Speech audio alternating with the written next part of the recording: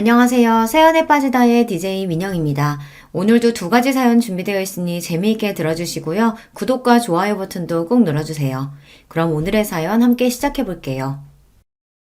안녕하세요. 저는 한 남자의 아내로, 두 아이의 엄마로, 그리고 한 회사의 임원으로서 아주 바쁘게 살아가고 있는 50대 여성입니다. 워킹맘으로 살아가시는 분들이라면 다들 이해하시겠지만 주어진 역할 모두 너무나 소중하고 중요한 일들이라 제가 아내로서, 엄마로서, 직장인으로서 잘 해내고 있는지 의심이 들 때도 많아요. 내가 욕심이 너무 많아서 아내로서, 엄마로서 잘하고 있는 건지 걱정이 될 때도 많습니다.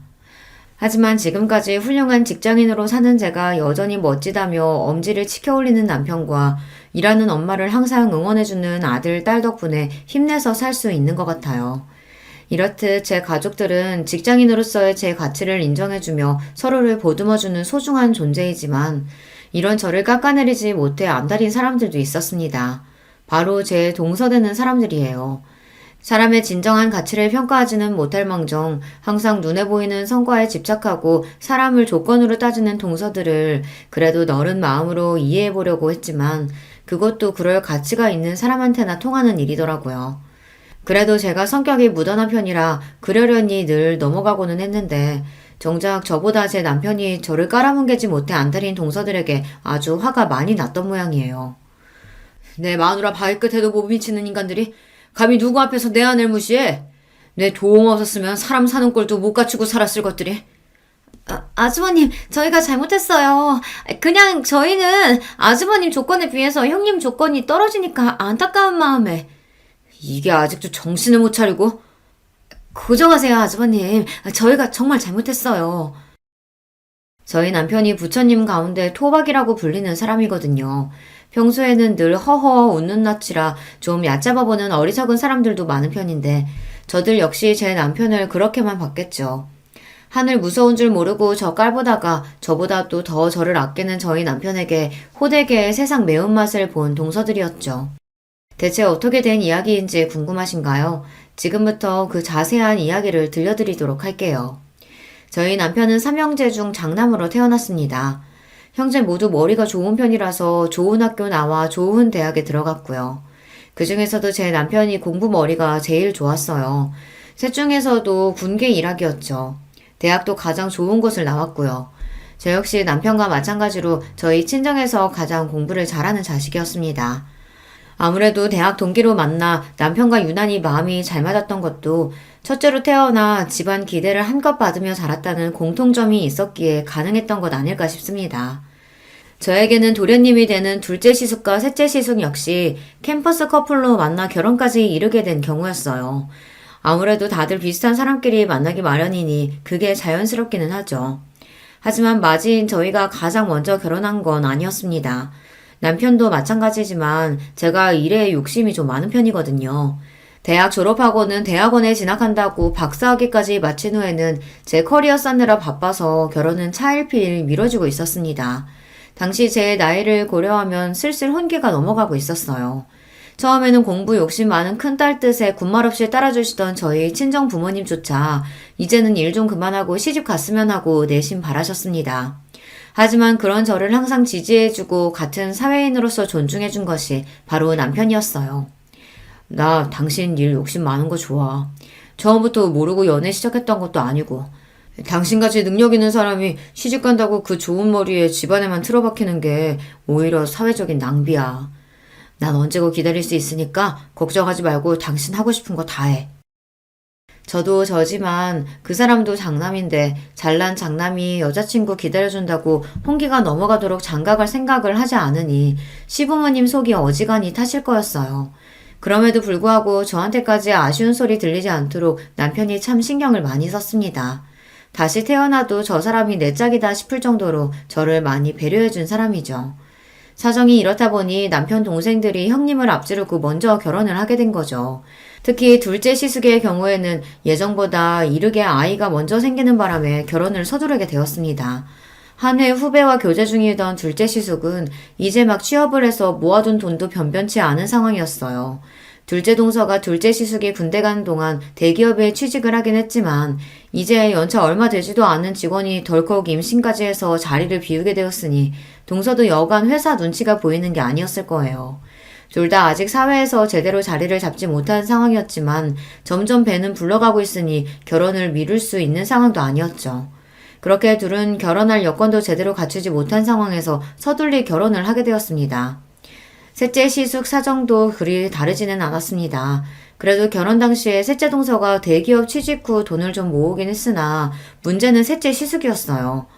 무슨 팔자에도 없는 사업병에 걸렸는지 대학 졸업하고 바로 취직할 생각은 하지 않고 동기들과 스타트업 기업을 연다 어쩐다 시간만 죽이다 벌써 몇 년을 허송세월했거든요. 자기가 머리 좋다고 믿는 사람들이 저지르기 쉬운 실수가 본인이 선택한 게 잘못되었다는 걸 깨닫는데 시간이 오래 걸린다는 거예요. 좀처럼 자신의 실수를 인정하지 못하고 그 좋은 머리로 고생을 하는 경우를 저희 학교 선후배 중에서도 자주 봤어요. 사람이 학벌만 좋다고 꼭 성공하는 건 아니라는 걸 저희 주변에서 흔하게 볼 수 있었습니다. 셋째 시숙이 딱 그런 경우였죠. 형제 모두 잘난 머리로 어릴 적부터 공부 잘한다고 칭찬만 받아왔으니 자아가 비대해지기 쉬웠어요. 세상에 잘난 사람이 얼마나 많은데 그걸 늦게 깨달을수록 본인 고생만 커지는 법이죠. 결국 뒤늦게 취업 전선에 뛰어들었지만 그보다 더 어린 인재들이 널렸는데 아무리 학벌이 좋아도 신입으로 그 나이 직원을 선호하지는 않으니까요. 결국 본인 욕심보다 훨씬 못한 직장에 다니게 된 셋째 시숙이었습니다. 아마 그나마 셋째 동서가 일찍 자리를 잡지 않았더라면 둘은 훨씬 고생을 했을 거예요. 그러다 보니 각자 좋은 조건의 여성들과 결혼을 했으면서도 두 시숙들 결혼 초에는 꽤나 고생을 했다고 들었습니다. 형님이 워낙 자리를 잘 잡았으니 선뜻 먼저 도와주지 않았더라면 고생이 더 커졌겠죠. 그 고마움을 알아서인지 시숙들이 남편에게 참 잘했습니다. 형수인 저한테도 참 잘했고요. 아직 결혼하지 않았을 때에도 저희에게 형수 되실 분은 저 하나뿐이라며 곧잘 추켜 세워주곤 했어요. 우리 형 장가 좀 가게 해주세요, 형수님. 여자라곤 형수님밖에 모르는 사람인데 저러다가 진짜 노총각으로 늙어 죽겠어요. 얘가 경진이 부담스럽게 왜 이래. 때 되면 하겠지. 형이 이렇게 패기 없으니까 우리가 옆에서 더 이러는 거야. 남자가 할 땐 박력 있게 딱 얘기할 줄도 알아야지. 확실히 부드러운 남편 성격에 비해 사람도 좋아하고 말투에 자신감이 넘치는 시숙들이었습니다. 워낙 오래 본 사이라 예비 시댁 식구가 될 사람들이라는 부담감보다는 저도 그들을 편히 대했어요. 그래서 결혼해서도 시댁 식구들과는 잡음 없이 잘 지낼 수 있을 줄만 알았습니다. 연애를 제법 오래 했기 때문에 이미 양가 부모님들과는 모두들 안면이 있었고 큰아들 늦은 결혼의 원흉이긴 했으나 남편이 워낙 제게 유별나게 굴었기 때문에 저 아니면 결코 결혼하지 않을 거라는 것도 알고 계셨거든요. 이러나 저러나 남편의 유한 성격은 시부모님 유전이었기에 이런 부족한 며느리도 사랑으로 감싸주셨죠. 저희 친정에서 제 남편에 대한 대접은 거의 국빈 대접이라고 해도 과언이 아니었습니다. 아무리 잘난 딸내미라고 하더라도 남편 조건 역시 그에 못지 않았고 지금이야 여자들도 자기 목소리 내며 어깨 펴고 사는 시절이라고 하지만 저 시집 갈 때만 하더라도 여자가 너무 조건 좋은 것도 결혼 상대로 그리 반기는 분위기는 아니었거든요. 결혼하면서 일 정리하는 여자들이 대부분이었고요. 그런데 일 욕심 많은 저를 다 이해해주고 거의 연애 10년을 기다려주는 남자는 정말 흔치 않았습니다. 저희 부모님 입장에서 제 남편은 귀인이나 다름없었어요. 우리 허서방이 우리한테는 은인이다 은인이야. 아니었으면 우리 경진이 저 고집스러운 성격에 어디 시집이나 가려고 들었겠어? 허서방이나 되니까 우리 딸내미 감당되는 거지. 암만 우리 사이가 최고지. 우리 딸이랑 천생연분도 이런 천생연분이 없어. 민망하게 또 그러신다. 제가 경진이 만나 복이 많죠. 저희 친정부모님도 남편도 서로에게 참 잘했습니다. 제 친정 자매들 역시 남편을 참 잘 따랐어요.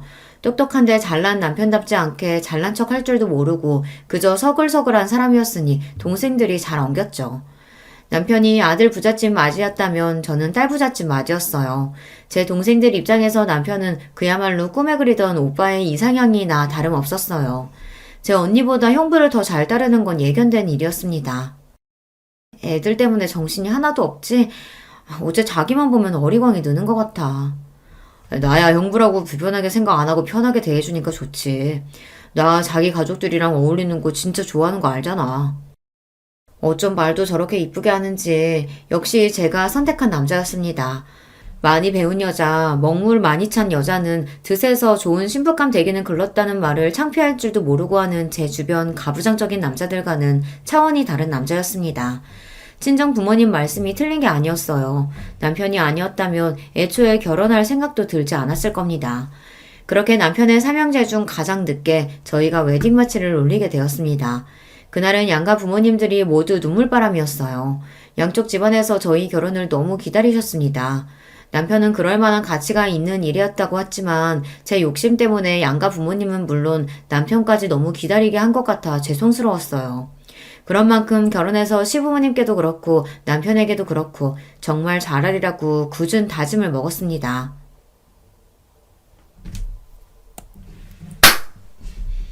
그런 만큼 결혼해서 시부모님께도 그렇고 남편에게도 그렇고 정말 잘하리라고 굳은 마음을 먹었습니다. 연애할 때도 저한테 참 잘하는 사람이었지만 같이 사니까 남편은 정말 자상하고 가정적인 남자였어요. 저 결혼하고 나서 제 손으로 아침 차려본 일이 손에 꼽힐 정도예요. 제가 워낙 아침잠이 많은 편이거든요. 아침 시간에는 늘 출근 준비하는 것만으로도 전쟁일 정도입니다. 반면 남편은 저보다 훨씬 잠이 적은 편이에요. 아침에는 항상 저보다 먼저 일어나고요. 신혼초에는 저 깰 때쯤 이미 자기 출근 준비를 다 마치고 같이 먹을 아침까지 차려놓는 남편한테 민망한 일이 한두 번이 아니었습니다. 그렇게 머쓱해하는 저를 보며 남편이 대수롭지 않게 말했습니다. 저녁 준비는 거의 당신이 다 하잖아. 그럼 내가 아침 준비할 수도 있는 거지. 둘 다 출근하느라 바쁜 거 똑같은데 당신만 요리하라는 법 있어? 그렇게 지금까지 남편이 차려주는 따순밥 먹으며 출근을 하고 있습니다. 신혼 때와 한결같은 모습에 제가 남편 하나는 참 잘 골랐다 싶어요. 처음에는 이상하게 생각하던 친정 부모님도 이제는 좋은 사위 만나 딸 자식 호강하고 산다며 좋아하십니다. 우리네 부모님들 보기에 요리야 결혼한 여자가 전담하는 일이니 처음에는 남편이 저 먹을 걸 챙기는 걸 보고 저희 친정 부모님이 더 안절부절 못하시더라고요. 하지만 저한테 똑같이 설명하는 남편 말에 결국 저희 친정 부모님도 고개를 끄덕이셨습니다. 허서방 하는 말 듣고 보니 그것도 참 일리가 있다. 그래, 일은 똑같이 나가는데 부엌 일은 우리 애만 하는 것도 말이 안 되지. 하지만 그건 그렇고 그렇다고 한들 우리나라 같은 환경에서 자란 남자가 그걸 잘못된 줄 알고 행동으로 보여주기가 쉬운 일이 아닌데. 나도 참 반성이 되네. 제 말이 딱 그겁니다. 잘못된 걸 알았다고 주변 다른 남자들과 다르게 행동하는 게 우리나라 같은 사회에서 쉽지 않다는 거 저도 잘 알아요. 남편은 한마디로 주변 남자들의 공공의 적이었습니다. 자기들처럼 살면 편히 살 수 있는데 남편 하는 걸 보면 여자들이 한마디씩 할 테니 남자들 입장에서는 저희 남편이 곱게 보이지 않았겠죠. 그럴수록 저한테는 더더욱 예쁘고 귀한 남편이었지만 말입니다. 그런 저희 남편을 보며 자라서 그런지 시숙들도 퍽 가정적인 남자들이었습니다. 비록 형님 수준에 미치지는 못했지만 말입니다. 셋 다 술도 잘 안 하고 담배도 안 하고 칼퇴근하면 다른 데 안 가고 곧장 집으로 향하는 아내 바라기였어요. 시숙들은 벌써 저희보다 먼저 결혼해서 다들 시조카드를 두고 있었습니다. 다복하게 사는 시숙 가족들을 보니 저도 아이 생각이 절로 날 지경이었어요. 이렇게 다른 시대 가족들과는 돈독하게 지내면서도 아직 손 아래 동서들인 둘째와 셋째 동서와는 좀처럼 가까워지지 못하고 있었습니다. 둘 다 저희 남편하고는 참 잘 지냈거든요. 저희 남편이 철마다 아이들 선물이라며 재수씨들 선물까지 잘 챙기기도 했고 가끔 만나서도 아이들도 참 잘 봐줬으니 동서들 입장에서야 더할 나위 없는 아주버니였겠죠. 결혼하고 나서는 온통 저한테 맞춰 사는 남편이었으니 이전보다 자주 볼 일이 적어져 좀 서운한 것 같기도 했습니다. 그럴수록 제가 더 잘해야지 싶었어요. 남편이 저한테 잘하니까 저도 남편 가족들과 얼른 친하게 지내고 잘하고 싶었어요. 그래서 제가 먼저 동서들과 술자리도 제안했습니다. 진짜 아주버님 같은 남자 없어요. 요새 누가 10년이 넘도록 여자 기다려서 결혼하겠어요? 아주버님 조건이 나쁜 것도 아니고. 그동안 어머님 아버님 통해서 선자리도 적지 않게 들어왔었는데 그걸 다 거절하시고. 왜 아니겠어. 사실 나는 형님이랑 아주버님이 결혼까지 가게 될 줄은 몰랐어. 아주버님 나이는 점점 차는데 결혼 소식은 없고 그만하면 할 만큼 했으니까 다른 사람 찾아가실 줄 알았지. 정말 우리 아주버님만한 순애보가 없다고. 처음엔 별로 친하지도 않은 손윗동서의 술자리 제안에 대면대면 하던 동서들도 술이 한 잔 두 잔 들어가더니 본심이 나오기 시작했습니다. 뭐 그 정도야 들어줄만 했습니다. 저희 결혼에 대해 주변에서 가타부타 말이 많은 건 사실이었으니까요. 대부분이 저를 기다리다 못해 제 남편이 저를 버리고 딴 여자로 갈아탈 거다. 뭐 그런 내용이었죠. 사정 모르는 남들이야 남의 이야기 그저 심심풀이로 쉽게들 이야기하곤 하잖아요. 제가 성격이 무딘 데가 있어서 그런지 그런 말에 크게 흔들리는 편은 아니에요. 동서들이 하는 말에도 별말 없이 고개만 주걱거리는 저를 보자 되려 그 둘이 머쓱해 보였습니다. 근데요, 형님. 저 예전부터 궁금했었는데요. 형님은 그렇게 공부를 많이 하셔놓고 왜 그렇게 작은 회사에 들어가셨대요? 제가 당시에 다니던 회사 규모가 작기는 했어요. 대학원에서 박사학위까지 따면서 공부를 마친 후에는 학교 연구실에서 근무를 했었습니다. 그러다가 경력이 좀 쌓였더니 주변에서 저를 좋게 봐주신 모양인지 제법 제 평판이 괜찮게 소문이 났더라고요. 해외 학술지에 연구 논문이 실리면서부터 일명식도 없던 곳에서 스카우트 제의가 들어오기도 했어요. 최종적으로 제가 자리를 옮긴 곳은 같은 학교 선배이자 연구실 선배이기도 한 지금의 회사 대표님이 갓 설립한 신생 기업이었습니다. 처음 시작할 때 직원이 10명이 채 되지 않았으니 중소기업 치고도 규모가 작은 편이었죠. 셋째 동서가 의문을 가질 만도 하다고 생각했습니다. 지금 회사 대표님이 내가 평소에 존경하던 선배님이시거든. 같이 일하면서 배울 점도 많았고 학교에서 인정도 받고 계시고 지금은 작아도 앞으로 성장 가능성이 높다고 생각해서 자리 옮기게 됐어. 아무리 그래도 이제 막 시작한 작은 회사인데 좀 위험하지 않아요? 전에 연구원 다니셨다면서요. 남 보기에도 그쪽이 훨씬 낫잖아요. 저는 저 나름대로 제 미래가 걸린 일이니 신중하게 생각해서 결정한 일이거든요. 그리고 실제로 아직 규모가 크지 않았음에도 불구하고 각종 정부 사업도 따내고 해외에서도 슬슬 입질이 올 정도로 작지만 내실 있는 회사였습니다. 같은 업계에서도 떠오르는 우수 기업으로 평가를 받고 있었고요. 하지만 그거야 아직 업계 내부 사람인 저희끼리 이야기고 아무래도 일반 대중들이 보기에는 회사 규모도 크고 이름도 유명한 대기업이 훨씬 좋아 보이겠죠. 두 사람 모두 대기업에 다니고 있으니 아무래도 대기업 사원으로서의 자부심도 있을 테고요. 요즘도 그렇지만 당시에도 대기업 들어가기가 쉽지 않았어요. 열심히 공부해서 어렵게 들어간 회사일 테니 애사심이 넘칠 수도 있죠. 물론 유명한 회사 다니는 것도 좋지. 그런 직장 다니는 사람들도 대단하다고 생각하고 나도 내 나름대로 내 장래를 생각해서 결정한 거라 아직까지는 별로 후회된다는 생각은 안 드네. 그냥 이렇게 두루뭉술 말했어요.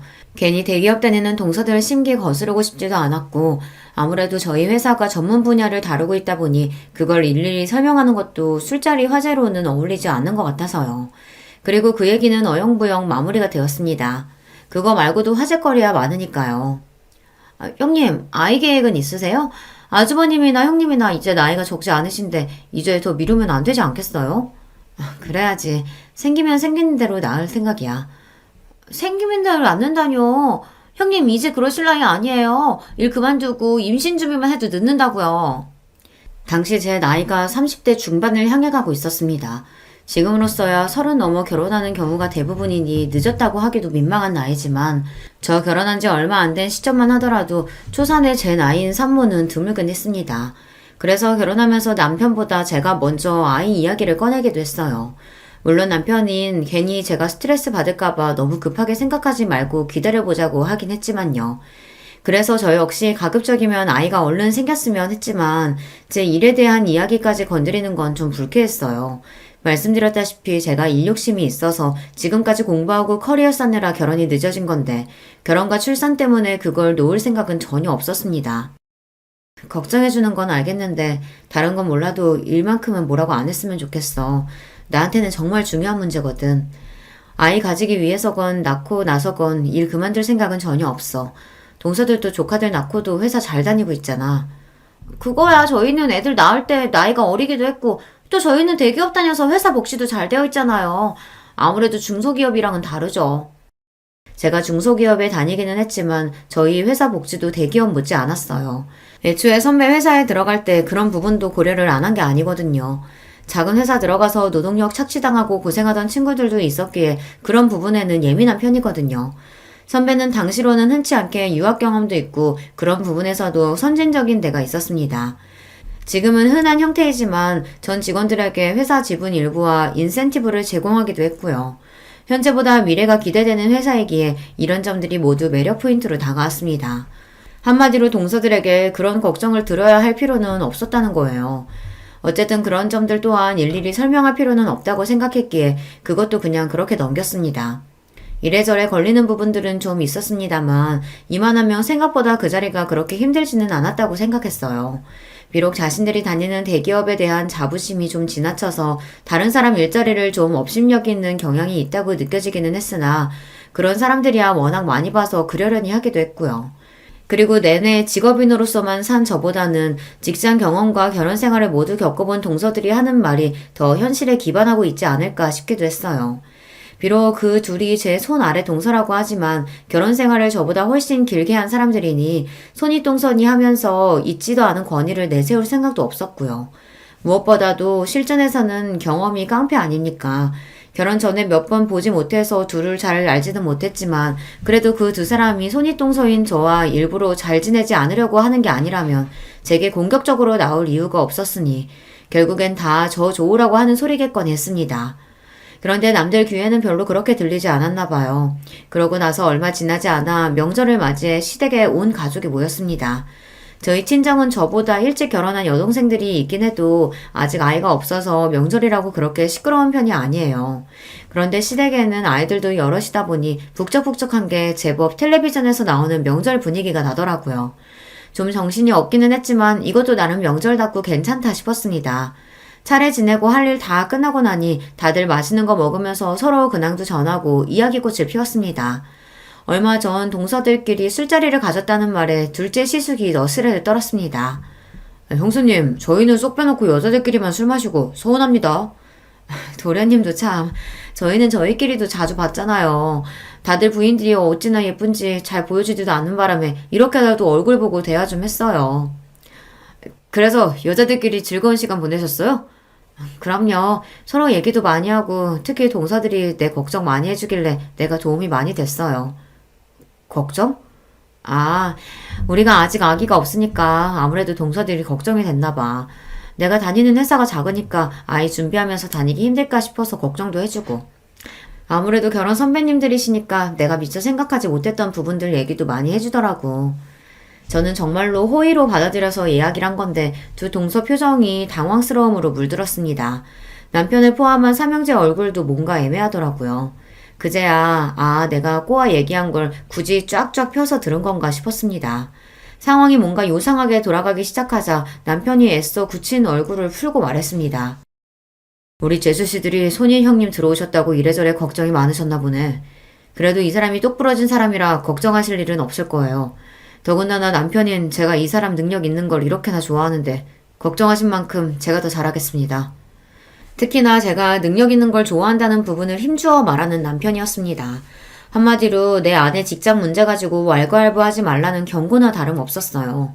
부드럽게 말하기는 했지만 평소에 워낙 싫은 말 하는 일이 없는 사람이라 그런지 두 동서들 표정이 경직되는 게 느껴졌습니다.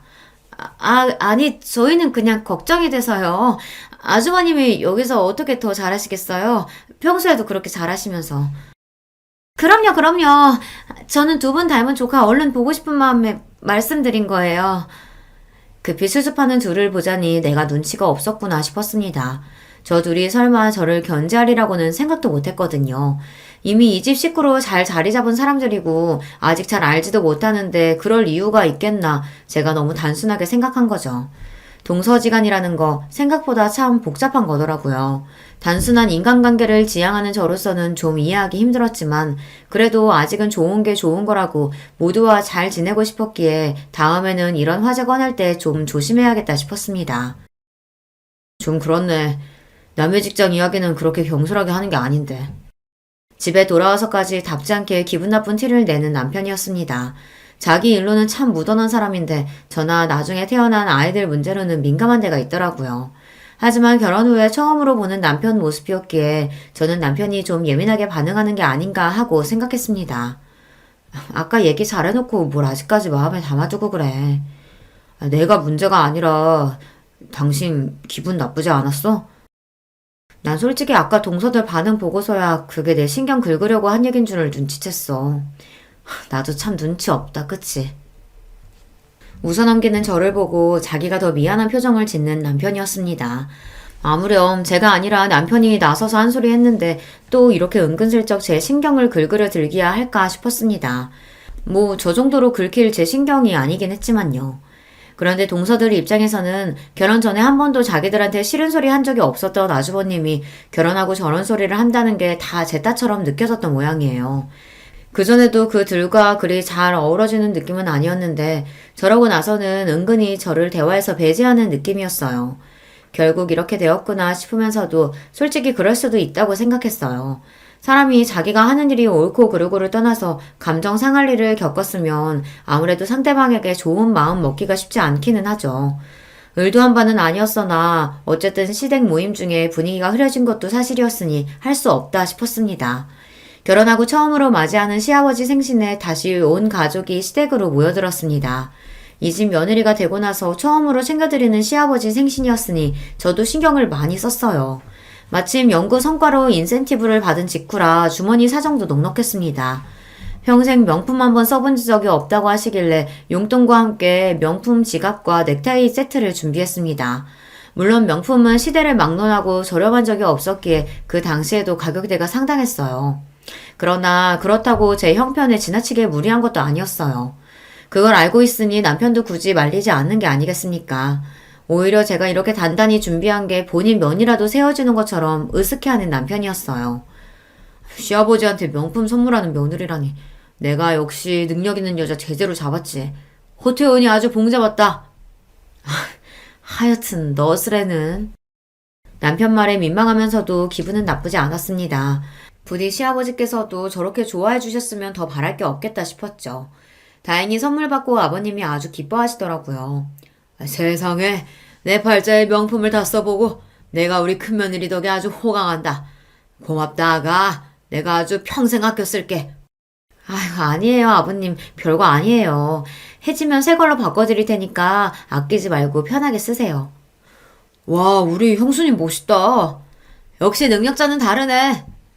하여튼 너스레 떠는 건 이 집 남자들 유전인가 봅니다. 어머님까지 그 광경을 보며 만면에 미소를 띄우셨습니다. 이 분위기에 좀처럼 섞이지 못한 건 동서들 두 사람뿐이었어요. 우리 형님 시집 오셔서 처음 맞는 시아버지 생신이라고 무리하셨네. 당분간 좀 힘드시겠어요? 그러게 작은 회사에서 월급도 얼마 안 나올 텐데. 이번에는 눈치 없는 저도 대번에 알아차릴 수 있을 만큼 두 사람 말투에 가시가 돋쳐 있었습니다. 순식간에 주변 분위기가 찬물을 끼얹은 것처럼 싸하게 가라앉았어요. 순간 성질을 못 이기고 내뱉어놓고 둘 다 아차 하는 게 보이더라고요. 그래봤자 늦었지만 말입니다. 이 사람이 분위기 좋은데 괜히 왜 심술이야. 형수님이 어려서니 알아서 하시겠지. 작은 회사니 어쩌니 하는 소리가 왜 나와? 아니 우리는 걱정돼서 하는 말이지. 그래도 이 사람이. 한창 분위기 좋았는데 순식간에 불화의 씨앗이 싹 탔습니다.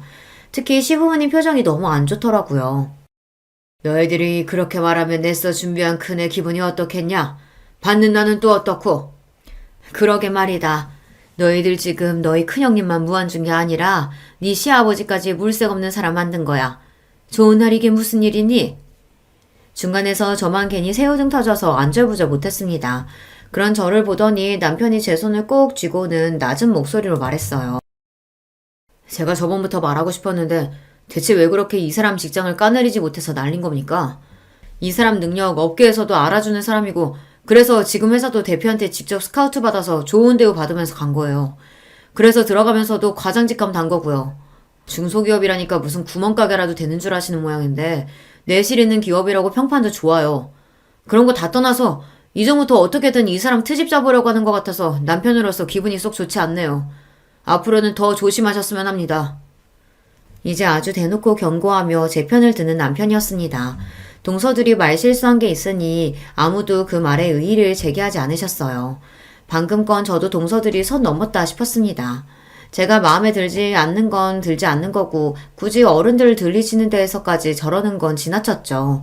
물론 이번에도 제가 이야기하기도 전에 제 남편이 상황을 정리했지만요. 이런 걸로 절대 서운하게 하는 법이 없는 사람이었습니다. 기껏 좋은 선물 준비해서 시아버지께서 생신날 기쁜 마음만 가지셨으면 했는데 또 경솔한 발언을 한 돈서들 때문에 기쁨이 반감된 것 같아 저도 기분이 썩 좋지 않았습니다. 하필 생신에 왜 그런 소리를 해서 다음에 저런 소리 하면 그때는 나도 제대로 한 소리 해야지 싶었습니다. 그렇게 애매한 분위기 속에 자리를 파하게 되었어요. 그리고 얼마지 않아 저에게 기쁜 소식이 생겼습니다. 오랜 시간 공을 들였던 프로젝트가 성황리에 마무리되어 해외 특허까지 따내게 된 거였어요. 대부분의 프로젝트 책임자가 선배인 대표님이었던 예전과 달리 제가 단독으로 책임자로 나선 건이었죠. 당연히 대표님도 뛸 듯이 기뻐하셨습니다. 내가 뭐라 그랬어? 내가 너 연구실 나온 거 절대로 후회하지 않게 해줄 거라고 했지? 여기서 훨씬 네 재능 펼칠 기회 많을 거라고. 내가 사람 보는 눈이 틀리지가 않았어. 회사에서는 깍듯하게 직급으로 부르던 것도 있고 기쁨을 감추지 못하는 대표님이셨습니다.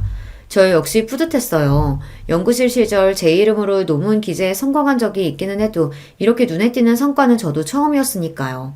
지금까지 긴 시간 밤을 새워가며 열심히 공부한 보람이 느껴지는 순간이었습니다. 과장으로 입사한 지 1년을 조금 넘긴 시점에 승진까지 하게 되었어요. 무려 부장 자리였어요. 아무리 작은 회사라고 해도 제 나이를 고려했을 때 초고속 승진이나 다름없었습니다. 차장 직급이 없는 저희 회사에서는 다음에 승진하면 바로 이사진으로 경영 참여가 가능할 정도였어요. 규모가 작은 만큼 전문 인력으로만 채운 자리였기 때문에 쉽지 않은 일이었습니다. 게다가 회사는 날이 다르게 기업 가치를 높여가고 있었습니다. 얼마 전 상장한 이후 입사 때 제게 주어진 회사 지분의 가치가 쑥쑥 올라가고 있었고요. 이래서 회사 스타팅 멤버로 들어가는 게 참 중요해요. 이 기쁜 소식을 가장 먼저 전한 건 역시 남편이었습니다. 근무 시간 중에 전화를 받아놓고도 제가 승진 소식과 프로젝트 성공 소식을 함께 전하자 전화통이 떠나가도록 기뻐서 소리를 지르는 남편이었습니다. 여보, 정말 축하해. 우리 경진이 진짜 대단하다. 그동안 그걸로 그렇게 가슴을 졸이더니 결국은 해내는구나. 이제 이 과장님이 아니라 이 부장님이네? 신랑은 이제 간신히 과장 달았는데 우리 마누라는 부장님이라니. 내가 알아서 모셔야겠다. 이렇게 아니라 오늘은 축하 파티를 제대로 열어주겠다는 남편을 겨우 진정시켜 전화를 끊었습니다. 기쁜 일이 생겼을 때 나보다 더 기뻐해주는 사람이 있다는 게 참 좋더라고요.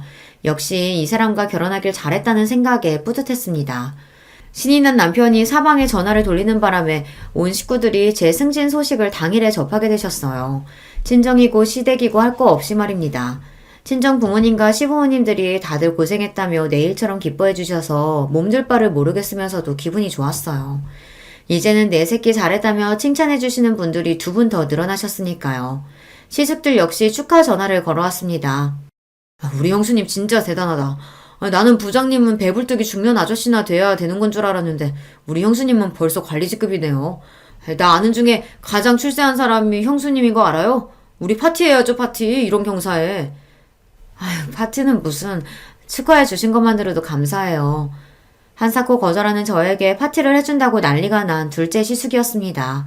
저를 축하하려고 하는 것 또한 진심이었겠지만 얼마 전 시아버지 생신날 서로 감정 상한 일이 있었으니 제 승진 축하 겸 동서들과 감정을 풀 자리를 만들려고 한 거겠죠. 저 역시 앞으로 계속 볼 사람들이라면 얼른 감정을 풀고 잘 지내고 싶었기에 평소와 달리 화끈하게 말했습니다. 에이, 기분이다. 내가 승진턱 낼게요. 우리 다 같이 한번 뭉쳐요. 와, 화끈하다. 그렇게 세 부부끼리 회풀을 푸는 자리가 마련되었어요. 이래저래 감정이 가스레질 일이 많았던 터라 이참에 다들 풀었으면 싶어서 일부러 제가 정말 기분 낼 때나 가는 고급 라운지바에 예약을 잡았습니다. 당시에는 아직 그런 문화가 활성화되지 않아 저랑 남편을 제외하고 그런 고급스러운 곳은 처음 경험하는 거였어요. 와, 형수님 오늘 단단히 준비하셨네. 형수님 덕분에 이런 데도 나와보고 진짜 호강하네요. 아직 꽁한 기분으로 나와 떨떠름하게 서있던 동서들도 모임 장소를 보더니 눈이 휘둥그레졌습니다. 대기업 접대 자리로도 이용되는 곳인데 아무래도 동서들은 아직 평사원이다 보니 이런 곳에 와볼 일은 없었겠죠. 이왕이면 이런 걸로라도 점수를 좀 땄으면 싶었어요.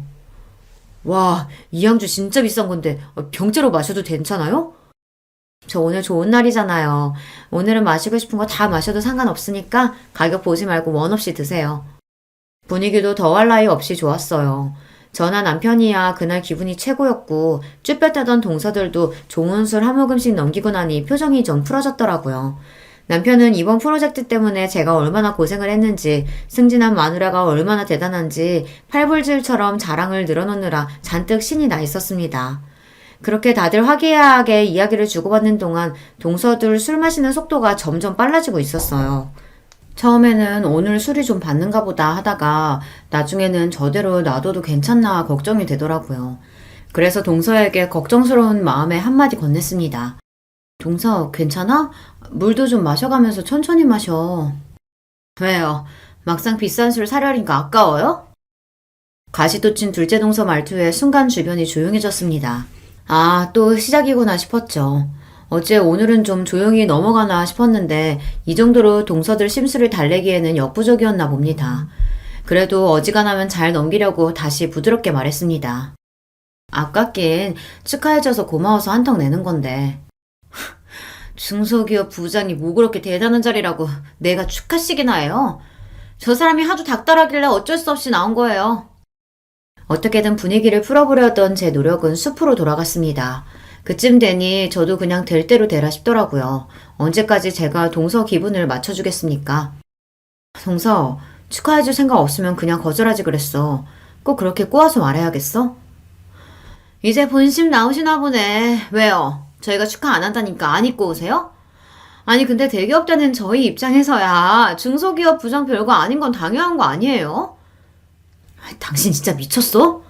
아 내가 틀린 소리 했어? 왜 소리를 질러? 나만 해도 어떻게든 계약 하나 따내겠다고 들러붙는 중소기업 부장들이 한둘인 줄 알아. 누가 들으면 아주 대기업 회장님이라도 되신 줄 알겠어. 유세도 이런 유세가 없네. 이 사람이 어떻게 이렇게 못난 소리만 골라서 하냐? 아, 당장 형수님한테 사과드리지 못해? 못해, 안 해. 내가 뭐가 아쉬워서 중소기업 직원한테 사과씩이나 해야 돼? 아주 가관이었습니다. 더는 못 봐주겠기에 한 소리 하려던 차에 남편이 먼저 선수를 쳤습니다. 다들 이 박치지 못해? 남편 입에서 처음 듣는 욕설에 다들 그 자리에 얼어붙어 버렸습니다. 욕을 듣는 당사자인 동서들도 그렇지만 저도 정말 놀랐어요. 남편이 그렇게까지 화내는 모습은 그때 처음 보았습니다. 내가 내 마누라 자랑스러워서 부르는 자리에 유세? 이 사람은 평생 자기 자랑이라고는 할 줄 모르는 사람이야. 꼴랑 대기업 다닌다는 이유로 세상 제일 잘난 줄 착각하고 사는 니들하고 같을 줄 알아? 우리 와이프야말로 이런 식으로 엮이지 않았으면 니들 같은 인간들하고는 어울릴 일이 없는 사람이라고, 알아? 당장이라도 잡아먹을 듯한 기세로 고함을 치는 남편 모습에 두 사람이 벌벌 떨기 시작했습니다. 중소기업 부장이니 대단할 것도 없다고? 무식한 소리하고 자빠졌네. 이 사람 회사 가치는 지금 시가총액 100억이 넘어. 니들은 신문도 안 보냐? 이 사람이 성공시킨 프로젝트로 정부 계약에 해외 특허까지 따냈다고. 그런 인재들 사이에서 부장까지 올라갔단 거야, 이 사람이. 이 사람이 니들처럼 일반 직원인 줄 알아? 이 사람 회사 지분까지 가진 사람이야. 회사 주주라고. 이 대기업에 붙어서 월급이나 타먹을 줄 아는 것들아. 100억이니 정부 계약이니 해외 특허니 회사 지분 이야기까지 나오자 동서들 얼굴이 새파랗게 질리기 시작했습니다. 만만하게 생각했던 작은 중소기업이 자기들 생각과는 달리 보통이 아니라는 걸 이제야 간신히 깨닫게 된 거죠. 물론 제가 그런 사람이든 아니든 간에 사람 제 밑으로 보고 깔보는 건 잘못한 일이죠. 그래도 자기들 보기에도 대단하다는 생각이 들었는지 순간 쳐다보는 제 눈빛에 주춤 눈치를 보는 꼴이 어이가 없으면서도 좀 고소하더라고요. 저는 이만하면 됐다 싶었는데 남편은 아직도 분이 풀리지 않는지 씩씩 숨이 거칠었습니다. 내가 니들 결혼할 때 어떻게 했는데 아직 자리도 제대로 못 잡은 니들 사람 사는 것처럼 살게 해주겠다고 내가 그렇게 도왔는데 감히 내 아내를 이런 식으로 대? 나한테는 아까운 사람이 이 사람을 감히 겉으로 보이는 조건만 대충 보고 사람 괄시하는 니들 같은 모자란 인간들이 감히 당장 내가 빌려준 집값 빼서 가져와. 내 아내 무시하는 너 같은 인간들한테 내 돈 절대 못 줘. 남편이 두 동생들 결혼하면서 준비가 부족해 도움을 줬다는 건 미리 말해준 적이 있었어요. 아무래도 남편 벌이가 가장 좋기도 하니 여윳돈도 있었으니까요. 그걸 그래도 돈거래가 오갔으니 명목상 계약서를 쓰고 이자도 받지 않고 그 일부를 천천히 갖고 있었죠. 남 같으면 가당치도 않을 이야기였습니다. 하지만 이제 자기한테는 남보다도 못하니 당장에 그 돈을 갚으라는 이야기였죠. 그 돈이 한두 푼도 아니고 동서들은 물론이고 시숙들까지 얼굴에 피기가 싹 가셨습니다. 아주버님, 저희가 잘못했어요. 제가 진짜 몰라서 실수했어요. 형님, 제가 죄송해요. 다시는 형님 앞에서 건방 떨지 않을게요. 형님, 잘못했어요. 저는 형님이 그렇게 대단한 분인 줄도 모르고. 그렇게 콧대 높게 굴던 둘이 돈 내놓으라는 남편 말에 아주 납작 엎드려서 저렇게 쉽게 사과하는 꼴을 보고 있자니 한심스러웠습니다. 내가 대단한 사람이건 아닌건 사람이 사람을 그렇게 대하는 건 아니야. 사과를 그런 식으로 하는 것도 아니고. 돈 문제는 나는 모르겠네. 이 사람 돈인데 내가 왈가왈부할 일도 아니고 알아서 해결들 봐요. 그러고는 아직도 분이 풀리지 않아 씩씩대는 남편을 데리고 나와버렸습니다. 그 와중에 술값 계산하라는 저를 보고 저것들 꼴을 보고도 비싼 양주 사 먹이고 싶냐며 남편이 난리치는 바람에 결국 그냥 나오고 말았습니다. 당신 진짜 그 돈 한꺼번에 다 받을 거야? 내가 내 돈 받겠다는데 왜? 내가 그간 못 받은 이자까지 싹 쳐서 받아낼 거야. 나 무시하는 건 참아도 당신 무시하는 건 절대 못 참아. 어디 감히 내 마누라를. 화가 나서 어쩔 줄 모르는 남편을 보고 있자니 웃으면 안 되는 줄 알면서도 웃음이 나왔습니다. 남편은 뭐가 좋냐며 타박을 하는데도 그렇더라고요. 앞으로 살면서 억울한 일, 화나는 일이 있어도 나 대신 화내고 억울해줄 사람이 있는데 세상 무서울 게 무엇 있겠냐 싶었습니다. 그러고 나니 두 동서들 폐악도 별거 아니라고 느껴지더라고요. 결과적으로 동서 둘 다 남편 돈 갚느라고 고생 꽤나 했습니다. 남편이 시숙들 도움 받아다가는 정말 당장 소송해서 받아낼 거라고 으름장을 놓는 바람에 대기업 다녀받은 피 같은 월급 내놓느라 둘 모두 속이 쓰렸을 거예요. 이건 남편과 시숙들 간의 모종의 거래가 있었습니다. 니들 같으면 마누라 그 꼴 당하는 걸 보고 가만히 있겠냐는 말에 시숙들도 할 말이 없었겠죠. 그래도 부부인이 뒤에서 몰래 도왔다는 걸 알고 있지만 그 정도는 농감아주기로 했습니다. 이 막장 드라마 같은 상황을 숨기지 않고 일러 바친 남편 덕에 동서들은 시부모님께도 단단히 야단을 맞았습니다. 내가 그동안 니들한테 너무 잘해준 모양이다. 어디 감히 손이 동서를 제 밑으로 보고 그따위 짓거리를 벌여. 감히 내 집에서. 남편이나 시부모님이나 그리 마음씨가 비단결 같은 분들이 화내니까 정말로 무섭더라고요. 그날로 그 둘에게 사근사근 부드러운 시부모님은 영영 사라졌습니다. 제대로 바닥을 보였으니 아무리 행동을 조심해도 시부모님 입장에서는 더는 믿업지 못한 모양이었어요. 그리고 십수년이 지났지만 그 둘은 여전히 저한테 쪽도 못 쓰고 잔뜩 기가 눌려 지내고 있습니다. 사실 제가 크게 뭘 한 건 없는데 주변에서 워낙 야단이었다 보니 둘 다 아주 된통 당하기는 했죠. 결국 이자까지 쳐서 그 돈을 다 받아낸 제 남편이 참 대단해요. 그 이후로 저는 결국 회사 이사진까지 올라가는 데 성공했습니다. 지금은 업계에서 저희 회사 이름만 들으면 모르는 사람이 없을 정도로 회사를 성장시켰습니다.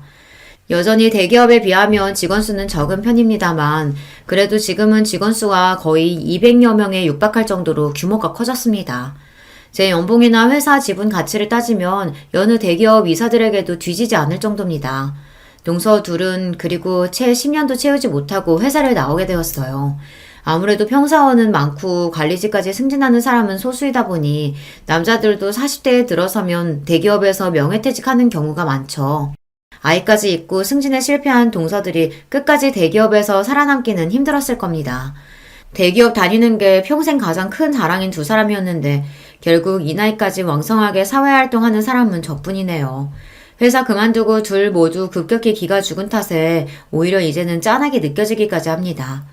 사람이 겉으로 보이는 다면만 보고 상대방을 평가하기 쉽다지만 그래도 예의라는 게 있는 건데 둘 다 처음에 저한테 너무했다 싶어요. 첫 단추를 그리 꿰지 않았더라면 꽤 괜찮은 사이가 될 수도 있었을 텐데 지금은 뭐 별로 아쉽지도 않네요. 여전히 하늘이 두 쪽 나도 제 편인 남편과 이제는 남편과 저를 쏙 닮은 소중한 아이들도 있는 판에 거기까지 신경 쓸 여력이 없기도 하고요. 회사 일 역시 바쁘지만 더없이 만족스러워서 저는 잘 지내고 있습니다. 지금은 한때 그런 일도 있었지 웃으면서 이야기할 수 있을 정도로 작은 해프닝으로 느껴지기도 해요. 다들 제 이야기 재미있게 잘 들어주셨는지 모르겠어요. 오늘 하루 여러분도 열심히 일하시고 하루의 마지막에는 소중한 사람들 품에 돌아가 따뜻한 시간 보내시길 바라며 이야기 마칠게요. 안녕하세요. 저는 30 중반 된 여성입니다. 요즘 참 시끄러운 일이 많죠? 그중 가장 이야기 많이들 하시는 것 중 하나가 바로 교사와 교권 문제잖아요. 저도 이와 관련하여 겪었던 일이 있어서 이번 기회에 털어놔보고 싶어 사연을 보내드립니다. 저는 20대 중반에 교사가 되었어요. 벌써 10년 전이네요. 교사 경쟁률이 떨어졌다고는 해도 임용고시는 여전히 어렵습니다. 사범대 나와서 임용고시를 볼 때 얼마나 긴장하고 열심히 노력했었는지 몰라요. 사실 좀 더 어른스러운 아이들을 상대로 대학 보내는 즐거움을 느끼고 싶다면 중고등학교 선생님이 되는 쪽이 좋습니다.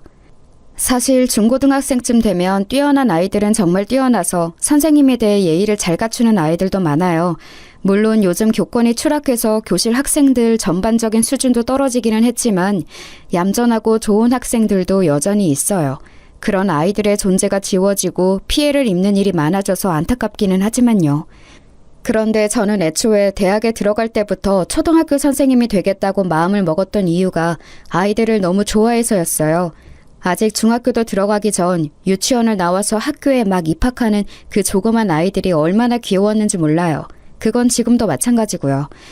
고사리 같은 손을 내밀면서 선생님을 부르는 아이들을 가르치고 돌보다 보면 제가 정말 세상 모든 아이들의 엄마라도 된 것 같은 기분을 느낄 수 있었거든요. 최선을 다해서 임용고시를 치르고서 다행히도 운 좋게 처음 본 시험에 합격하여 사립초등학교에 들어가게 되었습니다. 사립초등학교는 연봉이 그래도 높은 편이에요. 서울에 있는 사립초등학교였는데 아이들 수준도 높고 꽤 신경 쓰는 집안의 부모님들도 많이 계셨죠. 신규 때는 그래도 운이 좋았는지 정말 좋은 학부모님들과 착한 아이들로 이루어진 반을 맡게 되어서 즐겁게 1년을 보낼 수 있었어요. 신규로 교사 일을 시작하면 얼마나 떨리고 의욕이 넘치는지 아마 교사분들은 아실 텐데요. 조그만 아이들의 1년이 제 손에 달렸다고 생각하면 없던 의욕도 생기는 게 바로 교사들이랍니다. 그래서 저 역시도 정말 의욕 넘치게 아이들을 최선을 다해 보살피고 가르치면서 1년을 보냈어요. 그래도 좋은 학부모님들과 인연을 맺으며 한 해를 보내고 나니 자신감이 생기더군요. 그 다음 해에도 그래서 조금 노하우가 생긴 상태로 조금 더 능숙하게 아이들을 가르칠 수 있었는데요. 2년 차에도 별 문제는 없었어요. 약간씩의 트러블은 있었지만 그래도 상식 내였고 제가 컨트롤할 수 있는 범위 내였거든요. 다른 선생님들도 많이 도와주시고 조언도 많이 해주시는 편이었고요. 그런데 문제가 이제 3년 차에 벌어지게 된 거였죠. 당시 3년 차에 처음으로 고학년 담임을 맡게 되었는데 그동안 저학년만 맡다 보니까 애들이 다 순했거든요. 아직 뭘 모르기도 하고 제가 타이르면 말도 잘 들었고요. 게다가 운 좋게 아주 좋은 학부모님들로 구성된 학급이었어요. 그런데 이제 그게 5, 6학년쯤 되면 애들이 머리가 커서 완전히 달라진다는 말을 다른 선생님들께 듣기는 했는데 체감은 못하고 있었던 거예요. 그런 와중에 덜컥 6학년 담임을 맡게 된 거였죠. 게다가 더 큰 문제가 있었어요. 사실 그동안 별로 안 좋은 평가를 받아왔던 문제 행동을 벌였던 아이들이 있었는데 그 아이들이 학급을 구성하다 보니 한꺼번에 셋 정도가 한 반에 들어가게 된 거였어요. 그리고 저 연차에 아무것도 모르는 선생님이었던 제가 그 반을 맡게 된 거였죠. 고 연차인 선생님들은 이미 학교 사정을 다 아시고 어떤 애들이 골치 아픈지를 다 아시니까 그 학급을 안 맡으려고 다들 버티셨거든요. 그런데 저한테 이제 그 일이 밀려온 거였죠. 아직 아무것도 모르고 저학년 아이들 그래도 나름 별탈 없이 2년 동안 잘 가르쳤고 그랬으니 저 연차 젊은 여선생님한테 골치 아픈 애들을 그냥 떠맡겨버린 거였어요. 저는 사실 그것도 모른 채로 처음 만난 고학년이니 정말 잘 준비해서 가르쳐야겠구나 하면서 준비를 열심히 했었죠. 새학기가 되어 처음 교실에 들어갔는데 애들이 난장판이더라고요. 원래 애들이란 쉬는 시간에 선생님 없을 때는 난장판인 게 당연하니까 저는 그냥 그러려니 했어요. 그리고 모두 앉으라고 이제 수업 시작하겠다고 이야기를 했죠. 그런데 몇몇 애들을 제외하고는 애들이 조용하지를 않는 거예요. 제 말도 안 듣고 그냥 자리에 서서 계속 떠들고만 있어서 선생님이 들어온 줄을 모르나 하고서 좀 소리를 높여서 애들을 불렀어요. 애들아 이제 좀 조용히 하고 수업 시작하자 이런 식으로 이야기를 했죠. 그랬더니 반 애들이 저를 쓱 돌아보는데 좀 귀찮다는 눈길 있죠? 그런 식으로 돌아보더군요. 저학년 애기들한테서는 한 번도 받아본 적 없는 시선이라서 저는 좀 충격을 받기도 했습니다. 그런데 겨우 시선 가지고 애들 타박할 수는 없는 노릇이라 그냥 서서 애들이 간신히 자리에 앉는 꼴을 보고 있었죠. 그중에 유달리 한 애가 느적거리면서 늦게 자리로 가서 앉더라고요. 앉아서도 계속 다리를 떨고 책하고 공책을 집어던지면서 중얼중얼대고요. 솔직히 저는 그 애가 요새 문제되는 발달장애라도 가진 아이인 줄 알았어요. 하지만 제가 이 반을 맡을 때 그런 특성을 가진 아이는 없다고 알고 있었고 전달받은 바도 전혀 없었거든요. 그래서 좀 수상해서 걔를 자세히 들여다보고 있었죠. 첫날은 어찌어찌 지나갔는데 바로 그 다음날부터 시끄러워지기 시작했어요. 다음날 제가 수업에 들어가니까 애들이 여전히 떠들고 있더라고요. 그래서 다시 자리에 앉으라고 이제 수업 시작한다고 제가 소리를 좀 높였어요. 그런데 애들이 왁자지껄 떠들고 있으면 제 목소리가 충분히 안 들릴 때도 많이 있거든요. 그래서 하도 앉지 않기에 조금 더 크게 말을 했었죠. 그날도 애들이 귀찮다는 듯한 얼굴을 하고서는 미적거리면서 자리에 가서 앉았어요. 그런데 몇몇은 아예 제가 왔다는 사실을 알고 제 얼굴을 보고서도 교실에 서서 계속 저희들끼리 장난을 치고 있더라고요. 심지어 그 와중에 한 애는 교실 바닥에 찍찍 침을 뱉어대고 있었어요. 저는 애들한테 다가가서 화가 나는 것을 참고서 조용히 지시했습니다. 자, 애들아, 이제 수업 시작할 텐데 자리에 가서 앉아야지. 싫은데요? 순간 저는 귀를 의심했습니다. 아무리 요즘 애들이 건방지다고는 해도 초등학생이 이런 식으로 선생님한테 말대답을 할 수 있다니 믿을 수가 없었어요. 아무리 고학년이라고는 해도 아직 중학교도 들어가지 않은 아이들이었는데 말이죠. 자리에 앉아야 해요. 그래야 친구들하고 같이 공부를 하지. 하지만 어쨌든 요즘은 안 좋은 말로 꾸중이라도 하면 학생들이 도리어 선생님한테 반발한다는 것을 알고 있었기 때문에 저는 좋은 말로 타일렀습니다. 그렇게 건방진 아이들이 이런 말에 제대로 순응할 거라는 기대는 저도 하지는 않았지만요. 싫은데요? 저 여기 서서 들을 건데요? 제 마음대로 할 건데요. 선생님이 뭔데 저한테 자리에 앉아라 말아요? 그 애는 숨도 쉬지 않고 저한테 따발총처럼 건방지게 말을 쏴댔습니다. 학교 애들이 전부 못된 건 아니었어요. 얌전하고 착한 애들은 놀란 채로 저와 그 학생의 눈치를 보고 있었죠. 하지만 그의 주변으로 하필 그 품행이 바르지 않은 애들이 모여 앉아 있어서 걔네들은 제 얼굴을 보면서 희죽이고 웃고 있었어요. 제가 당황해서 얼굴이 굳어지는 반응을 즐기는 게 뻔했죠. 저는 겨우 교사로 일한 지 3년째 된 어린 선생님이었고 학생들이 이렇게 노골적으로 반항하는 것을 처음 겪어서 너무 당황했어요. 글쎄 이걸 교사 자질이 없다고 말씀하실 수도 있겠지만 누구든 교사라는 직업의 경험치를 다 쌓은 후에 교사가 되는 것은 아니거든요. 저도 당시 저연차 교사로서 아이들에 대한 경험이 무척 적은 상황이었고요. 솔직히 그러면 안 되는데 저는 저도 모르게 목소리가 높아졌어요. 선생님한테 그렇게 말하면 안 되는 거야. 버릇없이 이게 무슨 말버릇이니?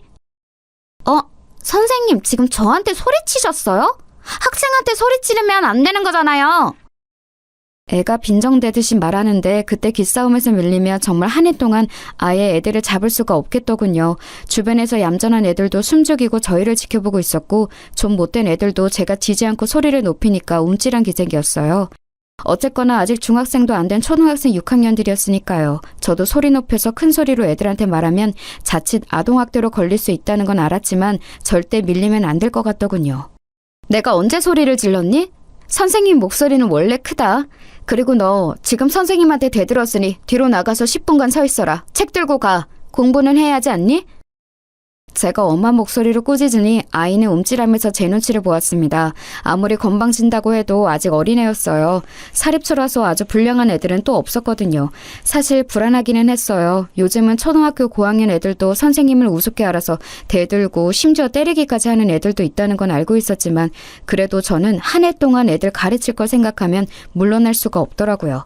다른 사람도 아닌 제가 이 아이들을 전부 책임지고 가르쳐야 했으니까요. 하지만 눈치를 보는 듯했던 그 애는 곧 열받는다면서 크게 소리를 지르고 발을 굴러대기 시작했습니다. 저는 겨우 초등학생인 애가 그렇게 욕을 할 수 있다는 걸 그때 처음 알았어요.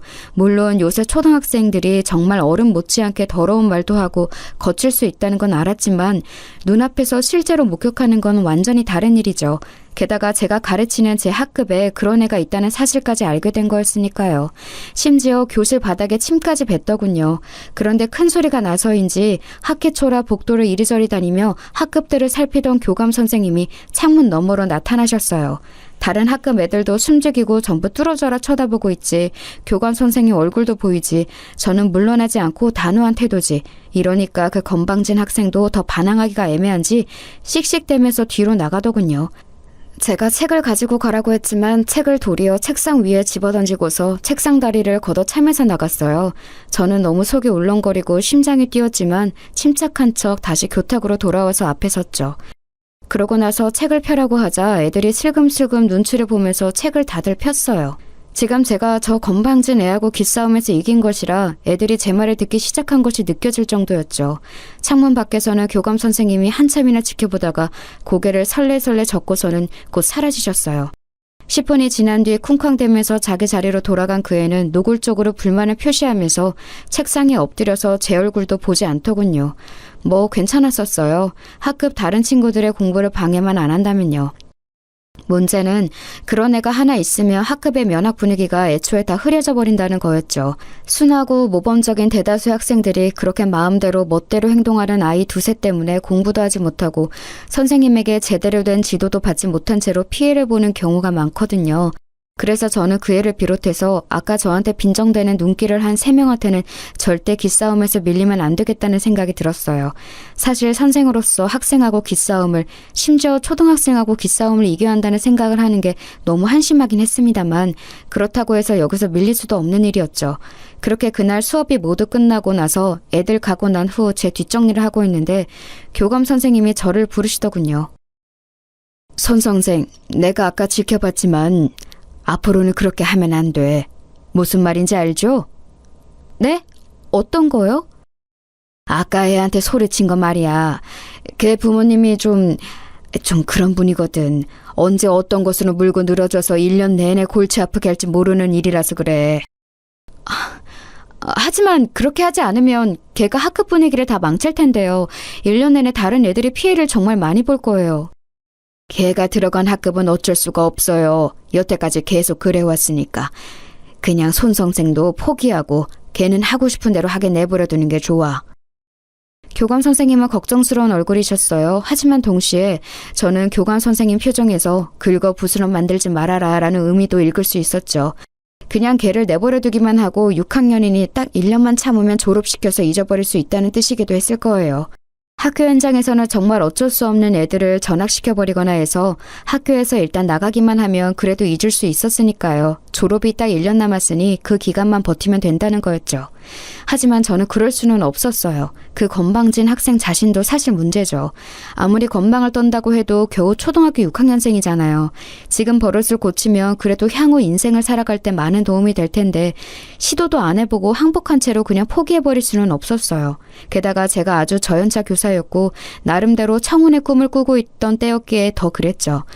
게다가 그 애를 그냥 두면 학급의 얌전한 아이들도 완전히 흐려진 분위기 속에 처할 게 뻔했고 어떤 아이들은 그 버릇을 닮아서 더 나빠질 수도 있었어요. 일단 저는 교감 선생님한테는 그냥 고개를 끄덕이고서 나왔지만 그 다음 날도 또 그 다음 날도 그 애한테 져주지 않았어요. 그 건방진 애는 사사건건 저한테 맞서면서 저를 선생 취급도 하지 않으려고 들었죠. 어떤 때는 저한테 말대답을 하고 어떤 때는 대놓고 무시하면서 책도 펴지 않고 들은 척도 하지 않았었는데요. 그래도 저는 일단 교감 선생님이 하신 말씀도 있기 때문에 소리는 높이지 않았지만 일단 아이 앞에 앉아서 저를 쳐다보고 말을 들을 때까지 차분하게 계속해서 지시했어요. 그 때문에 다른 아이들이 제대로 공부를 배우지 못해서 피해를 입었지만 그래도 학기 초에 애를 잡아놓는 게 분명히 나을 거라고 생각되어서 별다른 도리가 없더라고요. 그런데 그러다가 제가 결국 목소리를 높이고 화를 내게 된 사건이 터졌죠. 그 애가 몰카를 찍으려고 덤빈 거였어요. 제가 치마를 입고 왔을 때 노골적으로 제 치마 밑으로 핸드폰을 넣어서 촬영하려고 들었거든요. 믿어지세요? 겨우 초등학교 6학년생이 그런 짓을 하더라고요. 제가 살짝 교실을 걸으면서 가르치고 있었거든요.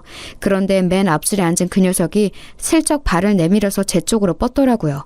저는 그런가 보다 하고 그냥 애들을 보면서 시선을 위로하고 있었는데 다시 돌아서 앞쪽으로 가려다가 밑을 보게 된 거예요.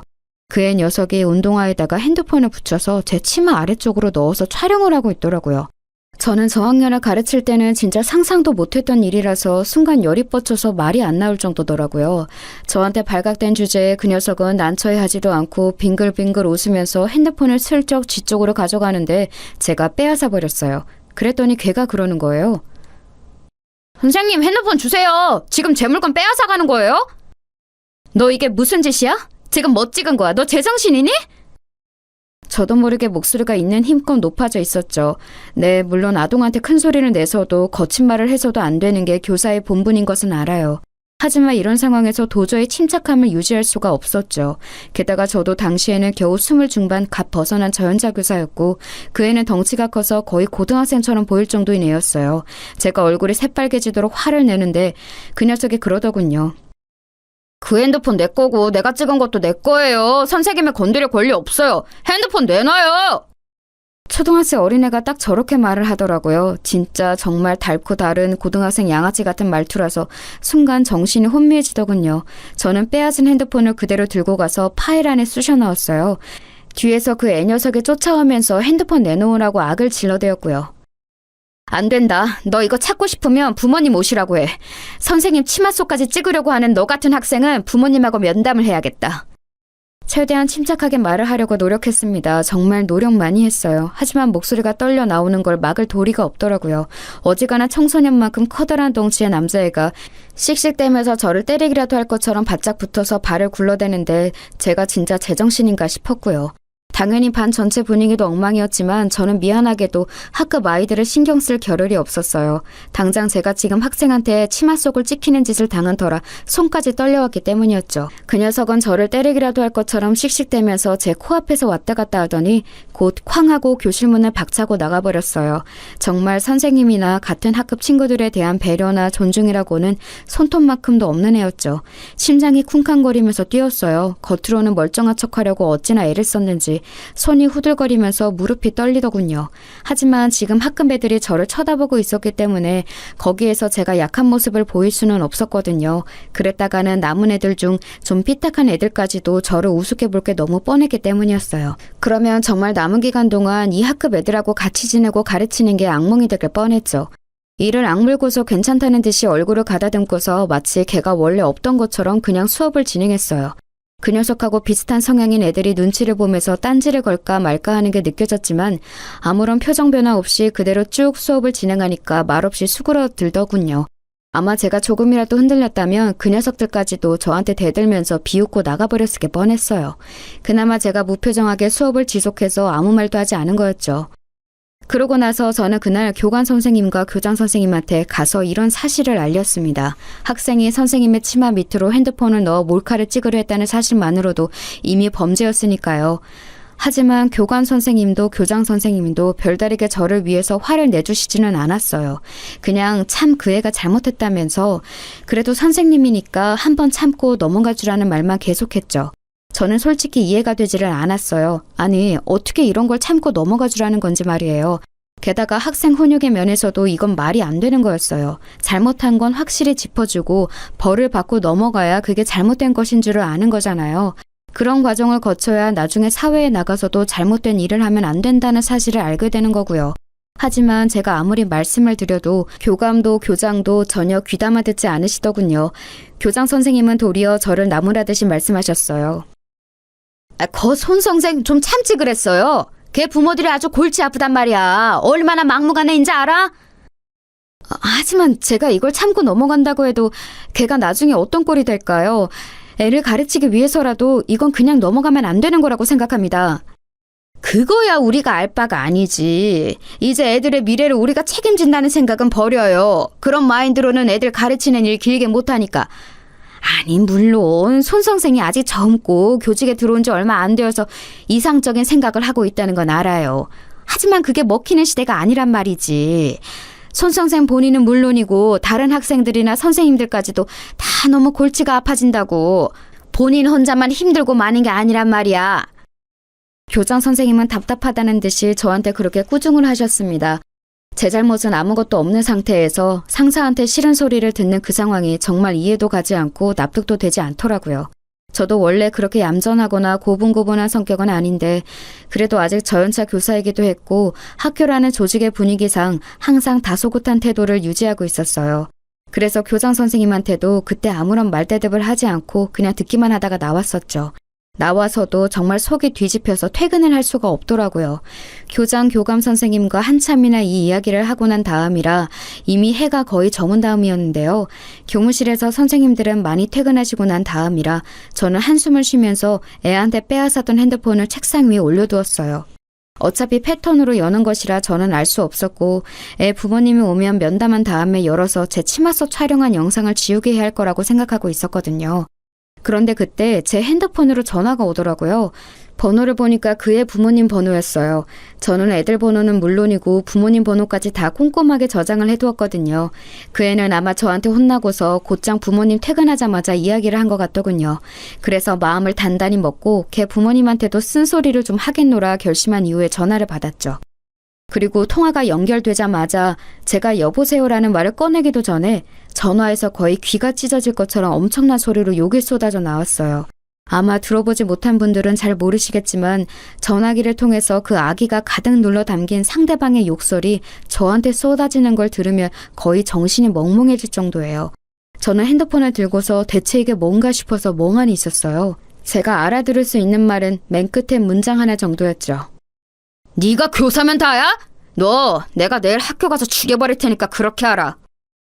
신경질적인 남자 목소리였습니다. 보통은 어머님이 먼저 전화를 하시고 그 후에 면담이 잘 진행되지 않으면 아버님께 전화를 드리는 경우가 많았는데 이번에는 먼저 애 아버지가 먼저 전화를 한 거였어요. 정신이 멍멍해서 대답도 제대로 못하고 있는데 그대로 전화가 끊어지더군요. 저는 멍청한 상태로 앉아 있었어요. 다시 전화를 해서 사정을 설명을 하고 이야기를 나눠보아야 할 것 같은데 도저히 그럴 수가 없더라고요.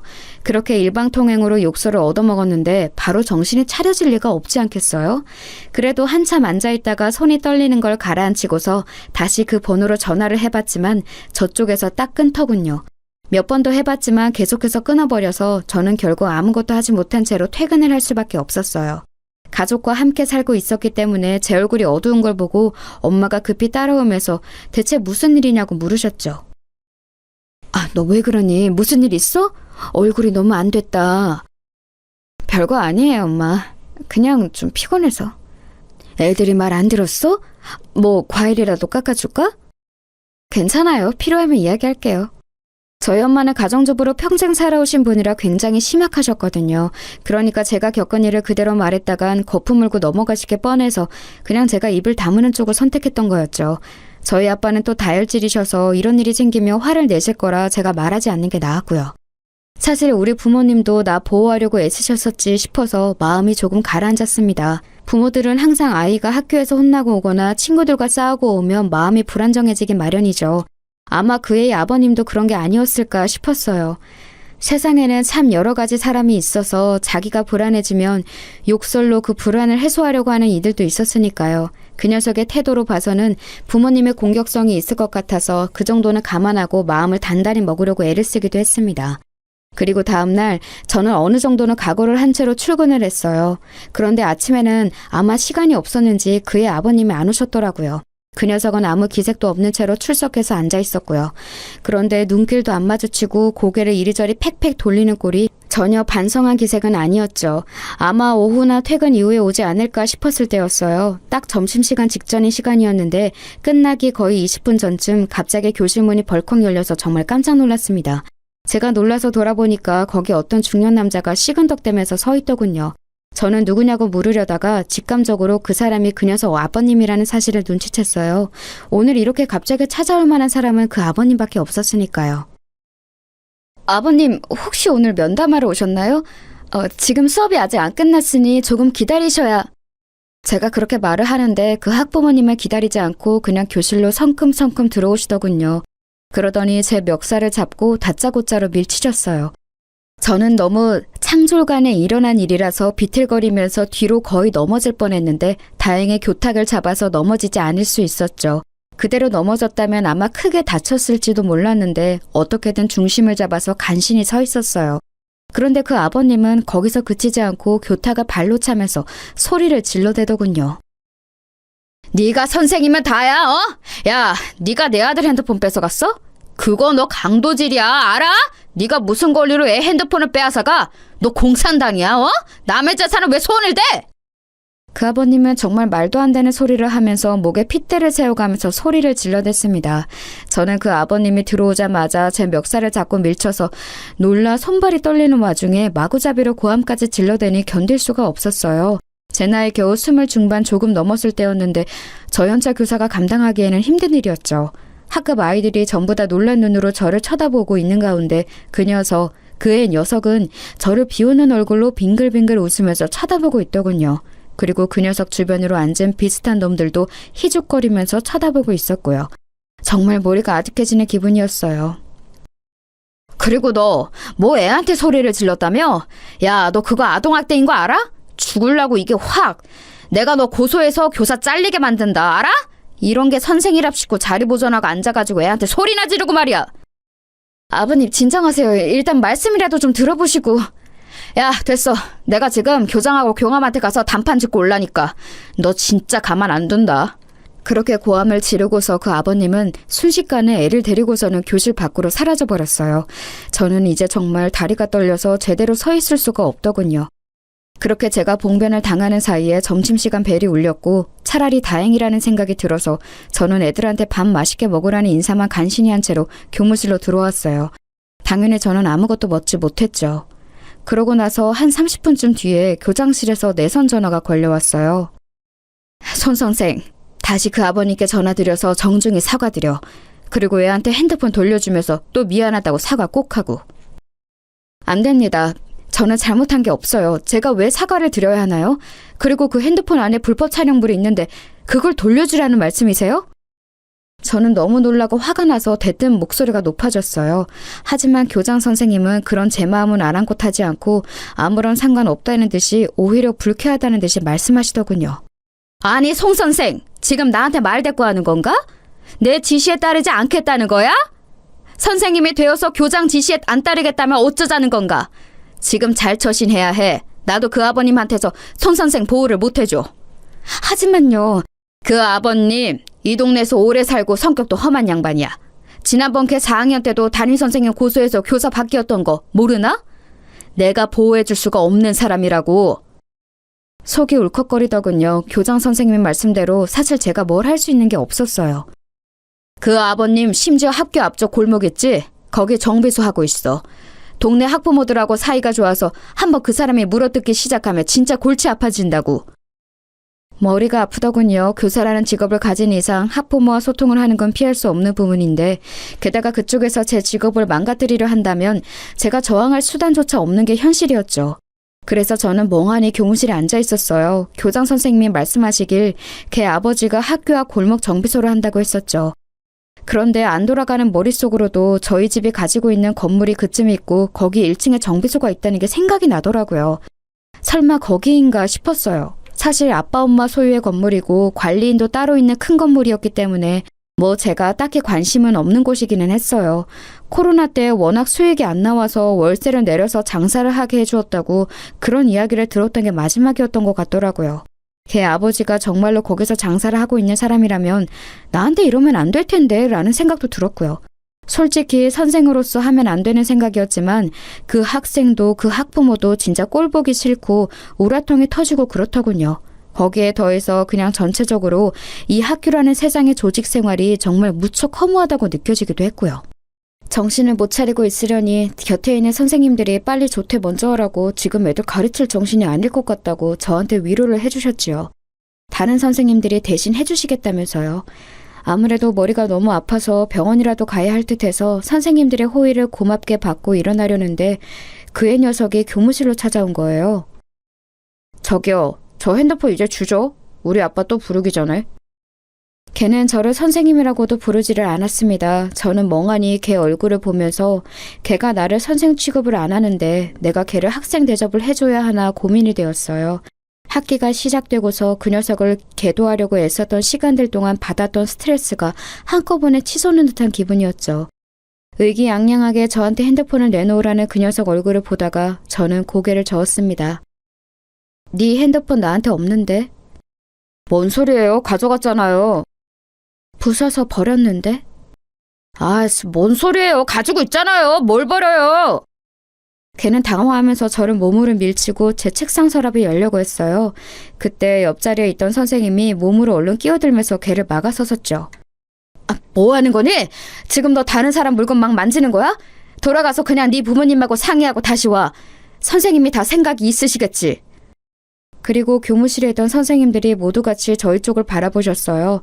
많은 숫자의 시선이 있으니 과연 그 녀석도 더 행패는 못 부리고 씩씩거리다가 아빠 다시 올 거예요 라는 한마디만 남기고는 사라져버렸죠. 저는 머리가 아파서 견딜 수가 없어서 머리를 짚었지만 그래도 동료 선생님이 너무 고마워서 웃어 보였어요. 그 선생님은 빨리 병원에 가라고 제 등 뒤를 밀어서 내보내 주셨죠. 그런데 저는 가기 전에 책상 서랍에서 봉투 하나를 꺼내서 교정실로 향했어요. 다행히도 교장 선생님이 계시더군요. 왜 왔냐고 묻는 탐탁지 않는 눈길 앞에서 저는 봉투를 내려놓았습니다. 사직서입니다. 뭐? 아니, 그 아버지 때문에 그래? 뭘 그런 일 때문에 사직서를 내? 그 애한테 핸드폰 돌려줄 수 없습니다. 저 몰카 찍은 증거니까요. 그리고 그 아버지라는 인간한테도 사과 안 합니다. 못해요. 그러면 그 사람 송 선생 고소한다니까? 하라고 하세요. 아니, 이건 내가 지금 수리는 안 하겠네. 머리를 식히고 다시 내일 와서 내도록 해. 이런 식으로 굴면 그 학급은 다시 담임이 바뀌는데 애들은 생각 안 하는 거야? 교장은 준엄하게 저한테 반의 다른 아이들을 생각하라고 말씀하셨죠. 저는 순간 머릿속에 차게 식는 것 같아서 그럼 알겠다고 내일 다시 생각해보고 오겠다고 하고서 돌아섰습니다. 조퇴하는 길에 마음이 정말 두 갈래였어요. 그래도 대학부터 임용고시 교사로 임해서 현재까지의 모든 세월을 다 허송세월로 돌리게 되는 사직서보다는 이번 일 그냥 꾹 참고 넘어가는 게 낫지 않을까. 하지만 그렇다고 이런 환경 속에서 계속 교사 일을 끌고 가는 것보다는 아예 그만둬버린 게 낫지 않나. 머릿속이 정말 혼란스럽더군요. 게다가 제가 그만두면 반의 담임이 또 바뀌게 되니 얌전하고 순한 다른 학급 아이들은 피해를 보게 되는 거였어요. 그래서 너무 고민이 되어 집에 가서도 멍하니 정신을 차리지 못하고 있는데 제 핸드폰으로 전화가 오더군요. 번호를 보니까 또 그 아버지였어요. 저는 그냥 번호를 내려다보다가 받지 않고 끊어버렸죠. 그러더니 전화가 또 오고 또 오고 계속 끈질기게 오는 거예요. 마치 무슨 스토킹이라도 하는 것처럼요.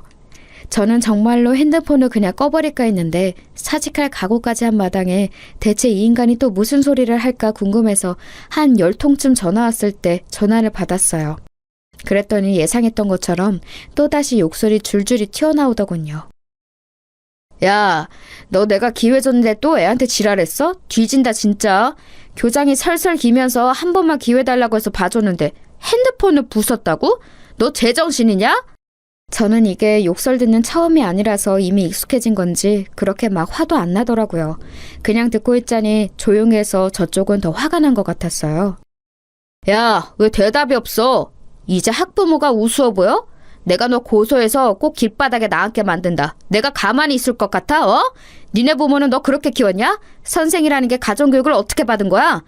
야, 니네 애미 애비는 대체 뭐 하는 것들이길래 이런 걸 선생이랍시고. 저는 가만히 듣고 있다가 그 사람 말이 저희 부모님에게까지 가자 더 듣고 싶지 않아졌어요. 그래서 가만히 확인차 물어보았죠. 아버님, 이 동네에서 정비소 하신다고요? 그래, 내가 여기 아는 사람이 몇 명인데 내가 학부모들하고 이야기해서 너 가만히 안 둔다. 애 핸드폰 들고 와서 우리 집 앞에서 무릎 꿇고 사과해. 네 부모까지 와서 무릎 같이 꿇어. 듣다 보니 이게 정말 요즘 말하는 진상 학부모구나 싶더군요. 그래서 저는 그냥 내일 뵙죠 라고 말하면서 전화를 끊었어요. 또다시 전화가 왔지만 아예 그 번호를 차단시켜버렸죠. 저는 그렇게 하고서 거실로 나갔어요. 제 방에 아무 말도 없이 들어가서 저를 걱정하며 안절부절 하시던 엄마가 저한테 얼른 달려오셔서 제 손을 붙들고 소파로 가서 앉으셨죠. 대체 무슨 일이야? 너 뭐 큰일 있지? 계속 얼굴이 너무 안 좋아. 엄마 나 사직하려고. 뭐? 그게 무슨 소리야? 무슨 일이 있었길래 그래? 엄마는 너무 놀라서 눈을 크게 뜨면서 물어보셨습니다. 솔직히 말하면 성인이 되어 직업적으로 독립했다면 이런 이야기는 다 해결된 다음에 부모님께 말씀드리는 게 맞다고 생각하고 있었어요. 하지만 이렇게 제가 구속으로 몰린 마당에 저희 부모님의 힘을 빌리지 않을 이유도 없었습니다. 유치하고 치졸하긴 해도 저도 그냥 있을 수가 없겠더라고요. 제가 그동안 있었던 일을 이야기하자 엄마 얼굴색이 새파랗게 변했다가 새하얗게 변했다가 아주 난리가 났더라고요. 엄마한테 스트레스를 드리고 싶지는 않았는데 그렇게 화를 내시는 모습을 보니까 마음이 안 좋았어요. 엄마는 벌떡 일어나서 이리저리 왔다 갔다 하면서 입술을 잘근잘근 씹으셨습니다. 그런 짐승 새끼 같은 애비하고 자식 새끼가 다 있지? 근데 그런 것들이 선생님이 너한테 그 지랄을 했다고? 심지어 교장은 너한테 사과하라고 했고? 그래서 나 더 이상은 못 다니겠어요. 그냥 다른 곳으로 취업하려고. 그래. 그리고 네가 뭐가 모자라서 거길 계속 다니니. 넌 네 아빠 사업이나 건물 하나만 물려받아도 먹고 사는 데는 지장 없어. 그 새끼들이 뭐 알지도 못하면서.